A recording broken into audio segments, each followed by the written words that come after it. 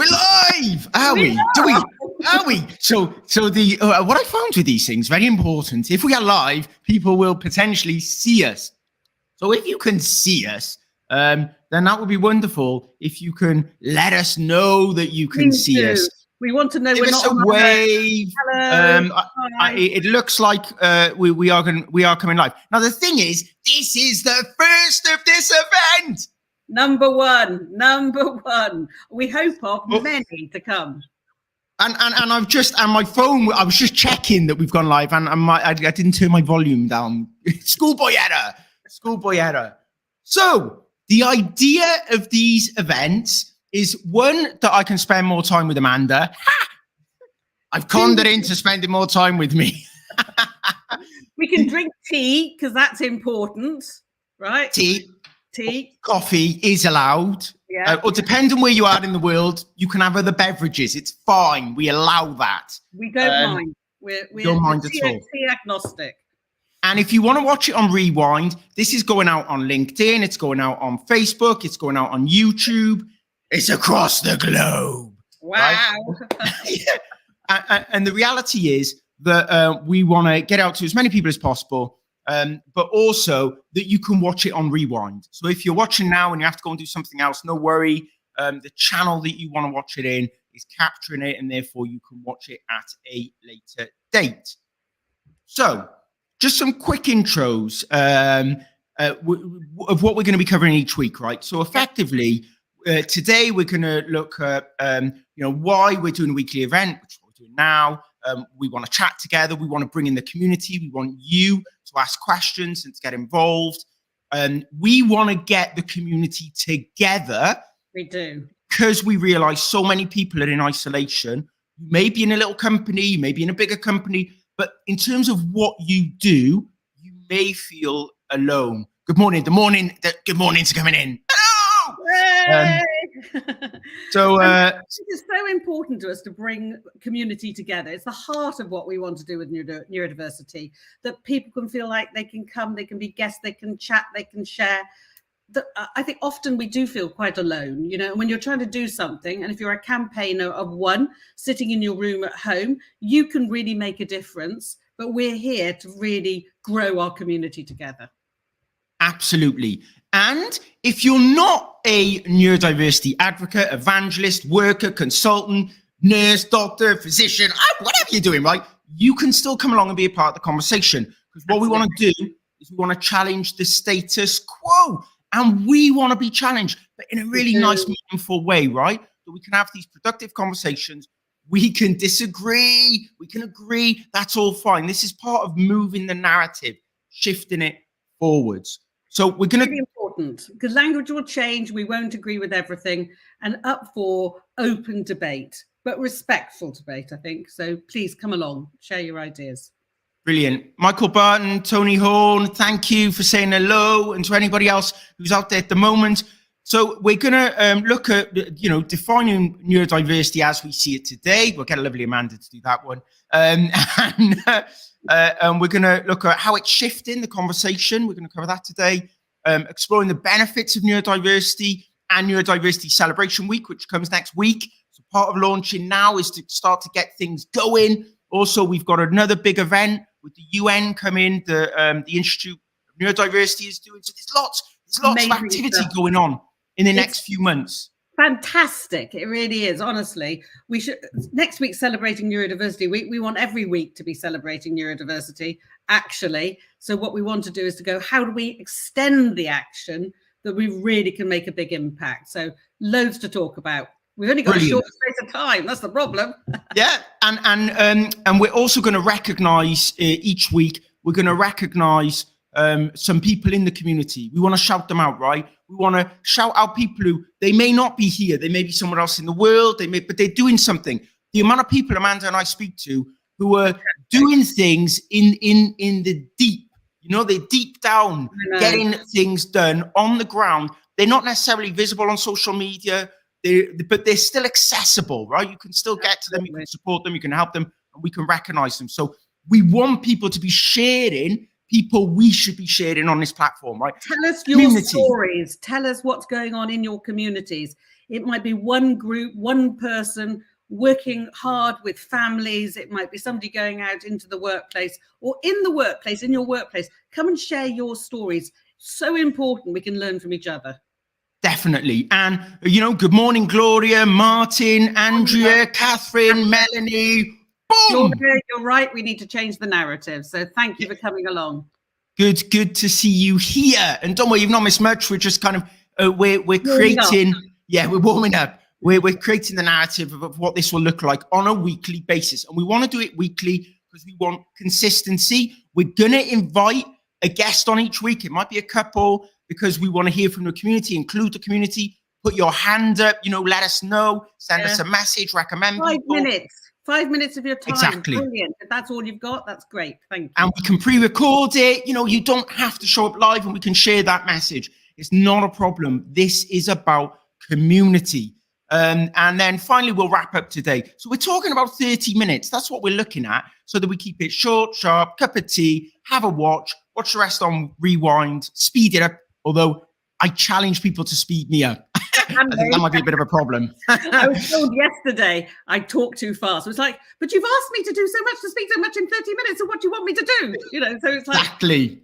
It's difficult, isn't it, when we've got so many thoughts and ideas and we want to get it out there as much as possible. So sorry if we're speaking too fast. You could actually slow us down. That would be good. Wow. Speed me up. Right.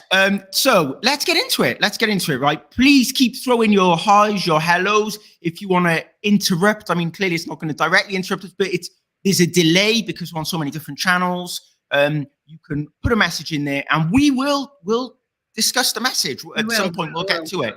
Put your questions in, put your comments in. Excellent. And recommendations, of course. So, Amanda, right, we've started to talk about some of the reasons why we're doing this. Should we give, I mean, most of the people are people who may know us, but you just want to give a brief introduction to who you are, Amanda, and I'll give a brief introduction to who I am, just in case people are seeing us for the first time. Absolutely. So I'm Amanda. I'm come from a really neurodivergent family. I've got children and grandchildren. I've got neurodivergent traits. I've been working in this space for, well, probably forever, because I have been neurodivergent forever, but working professionally for 30 years. I'm a doctor, ran a clinical center, ended up doing research, chair of the ADHD Foundation, written books. I literally dream about neurodiversity. And I wake up every morning thinking about what we need to do more about. So Theo and I are, I think, really keen to get as many people on board as possible. So that's me for starters. And Amanda's written tons of books. She's an academic, a researcher. She is at the top of her field in every area that she works in. That is our book. It's blurred in a bit, but people can see Neurodiversity at Work. Kogan page you can find anywhere. However, Amanda's got a new one out as well. Show us the new one, Amanda. This is the new one, just out now, with Paul Ellis and Abby Osborne, Neurodiversity and Education. Very proud to bring this book out. It's just literally being published. And it's really going, what do we need to do in education? What's happened in the past? So I've written quite a bit of the narrative of the history, because labeling words we use are powerful. How we've used them in the past has sometimes been a bit pejorative. We've talked about handicapped, we've talked about special needs, and people then are seen as special when they're not treated as very special. And we go all the way through into what do we need to do today to think about in education as a whole. It's not a handbook, it's really more tools to guide you through that process and to think about what's next, and goes all the way through to things about universal design. It also, importantly, I think, is one of the first books really talking about teachers who are neurodivergent, working in education, and how we've probably missed and misunderstood that group, and really how we want to, you know, a passionate teacher who's interested in their subject, who is neurodivergent, can really engage. Somebody was telling me yesterday, engaging with their classroom. And this little boy said to them, "Do you have ADHD like me, miss?" Because she'd said, "I have ADHD." And his eyes lit up because he said, "You really understand me," you know. And so it's a book that hopefully will provoke conversation. like ours is done in the workplace, I'm hoping we're carrying on and we're opening that in the education space as well. It's not the answers, it's the starting to a conversation, probably. It's not all the answers.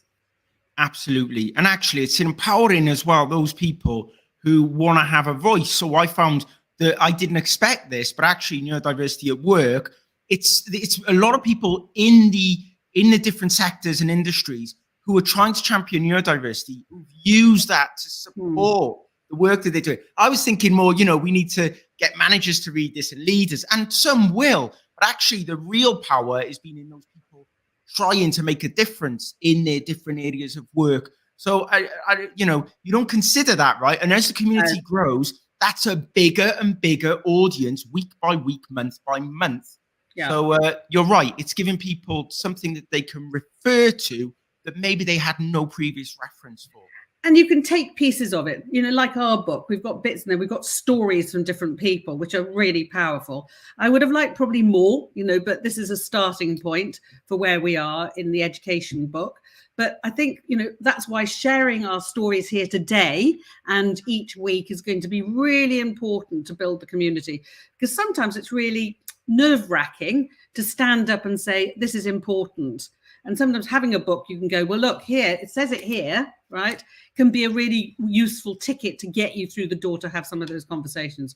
So we're really pleased, aren't we, that the book has been that help. And I'm hoping the education book will be a lead and a ticket in the education sector to have some really sometimes quite hard conversations, really. It can be really difficult, can't it? It absolutely will do. I will do, Amanda. I almost said my daughter's name. I don't know what's going on in my head. So I'll just quick introduction. I'm Theo Smith. I'm a recruiter by trade, actor. I used to say I failed at school and college, but other people have told me no, school and college failed you. Yeah. And I think that's a nice way to think about it. Either way, I came out of it like, it's the same story I hear. Variations and variety of, depending where you've come from and the other impacting factors. But school education was tough, right? For all of us. But I now advocate for neurodiversity. I still specialize within recruitment and employment and onboarding and HR technology, because that's the place that I know and love and enjoy. It's people, right? And it's my side of people. It's to getting people into jobs is what I love. Whoever you are, whatever you are, like getting somebody into a job, into meaningful work, and they want to work. Somebody wants to work, and this meaningful work, that is like something incredible about that. Brilliant. And we're getting the right talent into the right place, so we're not losing talent. That's what's a shame. So recruitment's such an important interface. If we get it right for the employers to get the right people, and we often, I think, we don't know who hasn't applied for a job. So having neuro-inclusive recruitment processes is incredibly important there, isn't it? Absolutely. So that's a lovely segue onto kind of defining neurodiversity and the shift it's taken, I guess, over the 12, 24 months. I mean, Michael has put there about, it's 1 in 7 people. It's over 1 billion. I mean, it's like, 1.5 billion of the global population, if we want to put it into the neurodivergent tag. Yes. If we put it into we're all, neurologically, we're all neurodiverse, and we may have faced stigma, trauma, barriers for a wide variety of reasons. And our focus is to try and take those barriers away in whatever shape or way or form that we can. And having the understanding of what it is to be autistic or dyslexic or ADHD or a woman or a man in a particular part of the world, whatever, all of those things matter. But Amanda, would you just like to give us your kind of intro into as we see neurodiversity today? Okay. So I think, Michael's point, lots of people, but your point, which is it's not about a condition or a one group in a sense. So neurodiversity is about us all. It's the way we all think, move, process, act, communicate differently. So we're all neurodiverse. Our brains are all different. If you look at our fingerprints, we've got unique DNA, right? We're all different. But when we diverge, it's because we're diverging. Society is causing us to diverge away from the way it's set up. So as you say, it's about inequity. so that we could have really great talents in maths and computing, but we may have challenges with spelling and reading. We might be brilliant at kicking a football, but we may have real difficulty adding up numbers. But society expects you, school expects you to sit there, to focus, to stay still, not fidget, to write notes at speed, to be able to answer questions in an exam fast. So society sometimes causes us to diverge and not be able to showcase our talents because the way we're measuring those things. So divergence isn't a negative thing. Well, it's a negative thing because people are not being included. And I think neurodiversity and the stuff we're talking about is all about inequity. Who's missing out on showing what they can do in a way and demonstrating it in a way that they can? And society sometimes stops that. If I can't climb those stairs and there's no lift, I can't get up there to show you who I am and what I do, and I can't get through the door. If I can't communicate with you orally, and the only way you expect in an interview is for me to speak my answers, you'll never know how amazing I am. And I met somebody like that earlier this week, who is non-verbal, amazingly talented, creative, and if you didn't have the technology, you would not know that. So neurodiversity is all about all of us. Neurodivergence is about those who are diverging away from social norms, and it's our duty to knock down those barriers and ensure that your children, my grandchildren, your friends, could all be and show what they can be and be their best selves. And I truly believe that, and I know Theo does as well.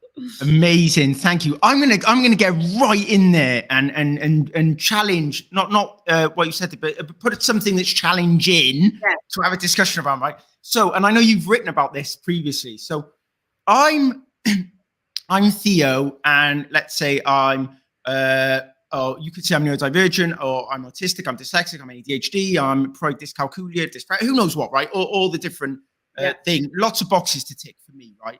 Now, I go into a room full of people who align to that, right? Now, if there's only 2 people who don't align to that, right, we may call them neurotypical. So there's 98 people who are neurodivergent, 2 people who are neurotypical. Well, hang on a minute. The 98 is the majority, and the 2 is not the majority. Therefore, are the 98 people in the room still divergent because they no longer are divergent in that context? So, and it's a really good question. It's a really hard question as well.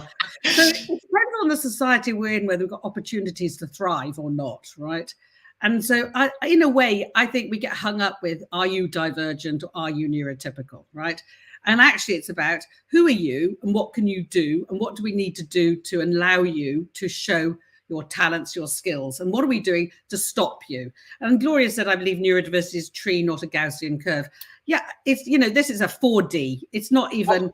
So what's a Gaussian curve? It's a bell curve. So when we're talking about people diverge away and we go through the middle of society, society's set up like a bell curve, that if you're average, then if you're average for your reading, that's what we measure in school. If you're average for spelling, it's a nonsense in a sense, because as you say, it depends on the environment you're in. In prison, 40% maybe people are neurodivergent, but with no diagnoses, they haven't fitted in. It's not that neurodiversity causes you to commit crimes. It's actually adversity means you don't get the help and support to optimize your talents. It's that's causing that to happen, and a lack of awareness. So it's, we get hung up on, are you this or are you this? Are you in this box or are you not? I mean, the reality is ADHD, autism, dyslexia, dyscalculia, Tourette's all overlap because our brains don't know about those boxes, right? These are constructs. Nobody said, this is our ADHD bit of the brain and this is and you can have bits and pieces all over the place that go together. So we love putting people in boxes. We like to say, are you tall or you're short? But that depends on culture and background and where you live and where you are. In a population where the average height is 5'2", I would be tall, right? Because I'm 5'2" and a bit, right? But in my kitchen, which is designed for my husband, seemingly, because I always need to stand on a step stool, I am short, right? So it depends on context. It really does. It really does. Lovely. I knew I would get the best answer from you on that, and I know that it wasn't a fair question, because that is one of the most challenging questions I feel we currently have in the community. You know, it's these very nuanced kind of ideas that can create a lot of barriers within a community that's trying to work together. So again, these conversations are trying to help us as a community work through some of these so that we can move forwards, right? Because they can be uncomfortable, can't they? They can be difficult. And who says that I'm saying it's right or wrong, right? It's my opinion at this point in time. If you asked me 20 years ago, it would have been different, because the language was different at the time. Our framing was different at the time. You know, so our narrative changes over time, and we've got to be flexible and, I think, reflect on ourselves and go, you know what I said then? Maybe I was wrong. You know, maybe today it's different. And I think we do need to be honest and go, this is a debate and a discussion that isn't right or wrong. And somebody else's framing is personal, it's theirs. I can't say, no, that's wrong, right? And we love doing that. But I think it's about having open debate and honesty about that. You know, I also think, and this is me reflecting on myself, I always say, seek first to understand, not to be understood. It's a comment, Stephen Covey, 7 Habits of Highly Effective People. Now, I don't say it because I'm amazing at it. I say it because it means so much for me, because I know I have to think about it a lot. And I know that sometimes when people try and tell me, Theo, you said that wrong. So if I say neurodiverse, that gets my back up, right? Because I've had people tell me I'm wrong all my life. I've had teachers, I've had other kids, I've had always say, Theo, you're wrong, Theo, you're wrong. And I think it's okay to challenge people. And I need to get better at accepting some of this and trying to move away from it, because me fighting on some of these things, it doesn't help either. But I think we all feel a bit of that, right? We get our piece that we get to understand, and we think, wow, I finally understand it. Yeah. And then somebody else goes, no, that's not right. And you're like, oh. And you know, and that can be really difficult. It can. And when I was writing sort of the historical bit in the education book, it really made me think about how language changes over time and how understanding changes over time, and our views of psychiatry, you know, psychiatric conditions, and people used to be locked away. In the international criteria, you know, a lesbian, gay, homosexuality, we're in the psychiatric framing, right? So our views of the world change, thank goodness. Hopefully we don't need to have these discussions in 10, 15 years. Unlikely, I think we might still be here. I'll be in my rocking chair then. But, you know, I think it takes a long time to engage everybody. And this is about inclusive, truly inclusive discussion. It's not about this condition versus this condition and who wins, because otherwise we just all lose on that basis. Absolutely. I think there's some good comments coming out. Emma mentioning there's quite a bit of gatekeeping in the neurodiverse community. I guess that comes back to what I was saying around people get their understanding and they feel safe in their understanding, and then they block people out so that they don't disrupt that understanding. And, you know, challenging is okay. A LinkedIn user says, but sometimes the wording is really off. Again, it's down to view and perception, understanding, appreciation, and what one person may see as a very negative term, somebody else may not. And I know Martin saying about disorder is not very helpful. Sorry to butt in there. This is a neurodivergent conversation by design, or not by design, probably. That's the thing. But I think, yeah, Martin's saying about disorder. I know we have constructs that we've got rigidity in our systems. We can't instantly change. So attention deficit hyperactivity disorder is deficit and disorder. We have dis and disability, but not everybody sees themselves as disabled. Lots of people see themselves as society disabling you, right? So we have that tension between people wanting a diagnosis to get help and support, but not wanting a medical model because they're against a medical model, but then they're saying, I've got a diagnosis. So these are not easy. These are not easy discussions. And hopefully in the next few weeks, we'll explore those with you and hear your views and thoughts too. Absolutely. And that is the idea. So what we want to get on to next is maybe just shouting out, because we've got about 5 minutes left of this session. And we just want to maybe recognize some people who are doing some good work in the community. Well, Amanda's, you need to go on first of all, as this first one. I can shout out Amanda next. But some incredible work has just come out via a newsletter. If you don't follow a newsletter, you're probably the only person in about 60,000 other people now follow it. But see if you can seek out that edition today, because there's a really important update. Amanda, do you just want to give that update? I do. I'm really excited. I'm excited about everything, but I'm really excited about this. We've been working really hard. You've been working hard because you contributed to this, and that's made a difference. City and Guilds Foundation, the first neurodiversity index that's ever been published. It's out today. We've got the results. It's the start. We've brought things together, employers, employees. Many of you would have contributed to that, which made the difference.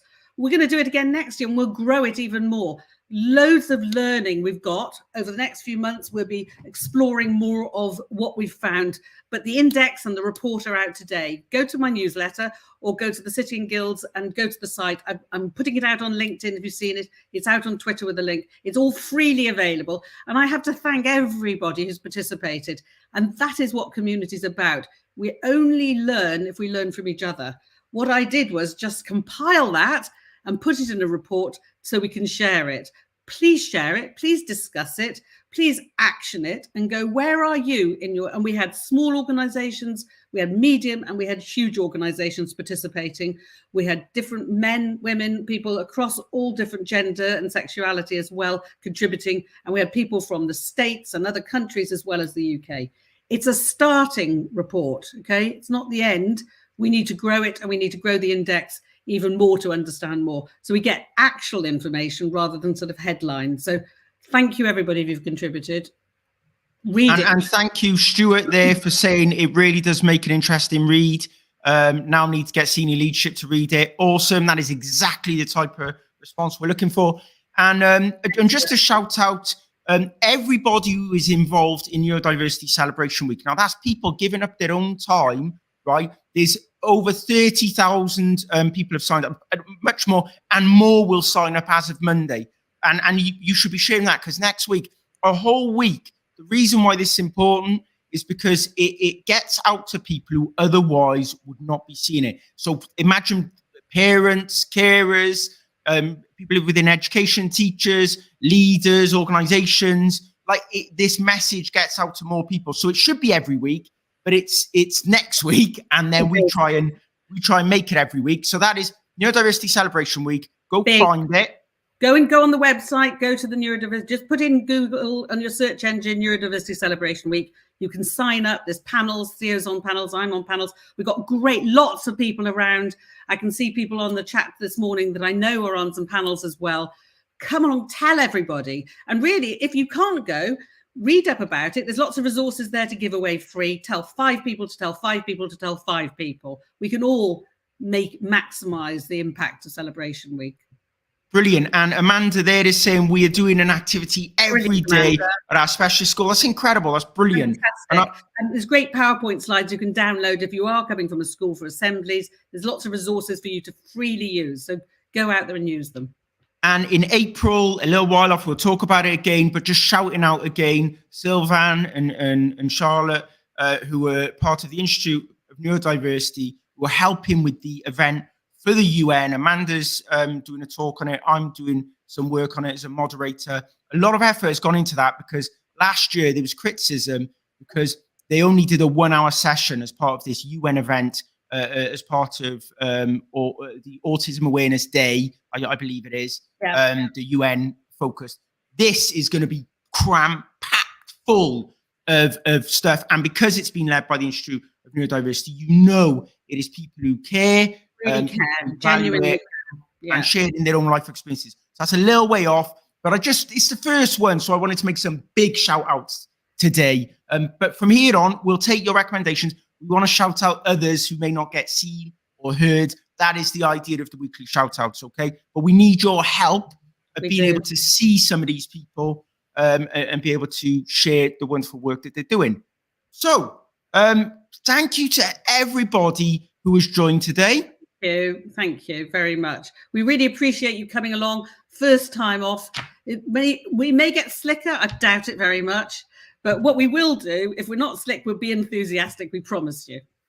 Absolutely. And this is about the community. So we want to get you involved. We want to answer all your questions. If we miss them, we can pick them up next time. So don't feel you've not been heard. If we need to extend it a bit, we will. And like we said, we can invite people on. But we wanted to keep it short and sharp. We welcome your feedback. If you think it should be longer, let us know. If you think it should be shorter, let us know. Yes. But this is about what is going to benefit you. That's why we're giving up our time to do this. There is no other reason than me want to spend more time with Amanda and grow the community. Thank you, everybody, for turning up. Thank you. And see you all again soon. Big love and respect to you all. Yeah. Have a great weekend as well.